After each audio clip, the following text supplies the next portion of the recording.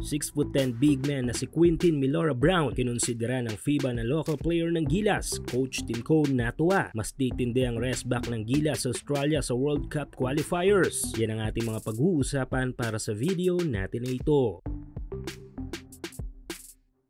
Yes, isang malungkot na pagkatalo ang inabot ng ating national team sa kamay ng mga Australian, bagay na magpapamulat sa atin at sa mismong Gilas team na marami pa tayong kailangan improve kontra sa Boomers. Pero hindi naman ibig sabihin nito ay hanggang dito na lang tayo. Tandaan na hindi pa to ang masasabi nating kupunan na kaya mag-upset sa Boomers. Tulad na lamang ng team na dala-dala natin sa Latvia dahil nga sa kawalan natin ng isang malalaro na sana'y magbibigay ng impact sa game. Ito nga ay si Kai Sotto. Kung sana'y nakalaro si Kai ay pwedeng may magiging palag tayo sa mga ito o baka nga hindi ba ma-upset pa natin ang mga ito. Pero malibang kay Kai ay may mga malalaro tayo sa national team na sa tingin ko ay kailangan na nating i-upgrade. Yes, may ilang veteranong mga players tayo na hindi may tatanggi ang husay sa game, pero I think ay kailangan na mag-give way para sa mga mas bata at eager na mga players upang makasabay tayo sa mga international games. Ang tinutukoy ko nga dito ay si Abay at si Japet na marami ng karangalan na naibigay sa Gilas, kaya't sa tingin ko ay ayos na yon at bigyan naman ng tsansa ni Coach Tim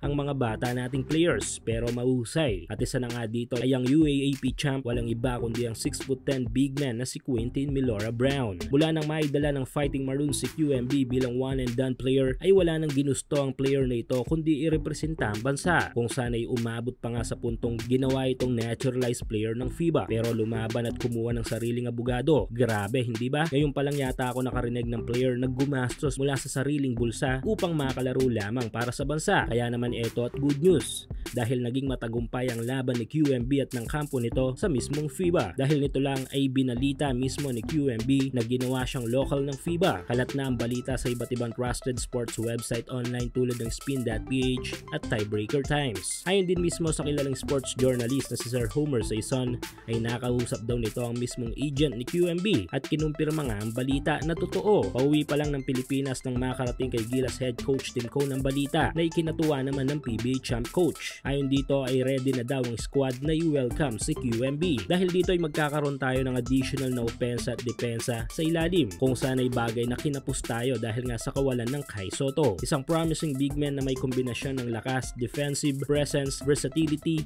at basketball IQ. Special sa frontline depth, maaari siyang maging magandang fallback o rotation player sa mga ilang mga FIBA games kapag may injury o kailangan ng fresh energy ng team. Dahil dito ay mas lalakas ang ating rest back kontra dito sa Boomers sa World Cup qualifiers na gaganapin sa Nobyembre. Dahil nga maliban kay QMB ay makakasama na din sa team si Kai Sotto. Makakabuo tayo ng legit triple tower with Kai Sotto, Edu at QMB sa ating national team na magbibigay ng maraming benepisyo sa Gilas. Sa tulong ng tatlong ito ay lalakas ang ating presensya sa paint, magiging matibay ang ating depensa, mas magiging balanse ang opensa, magiging dominante din tayo sa rebounding at mas lalalim pa ang ating stamina and rotation. Kaya mabigat ang kayang ibigay ng trio na ito para sa Gilas. Plus pa ang magiging magandang sistema ni Coach Tim Cone sa kanila. Dahil dito ay may laban-laban na tayo kahit papano kapag muli nating nakaharap ang Australia, New Zealand o kahit pa nga itong Chinese Taipei.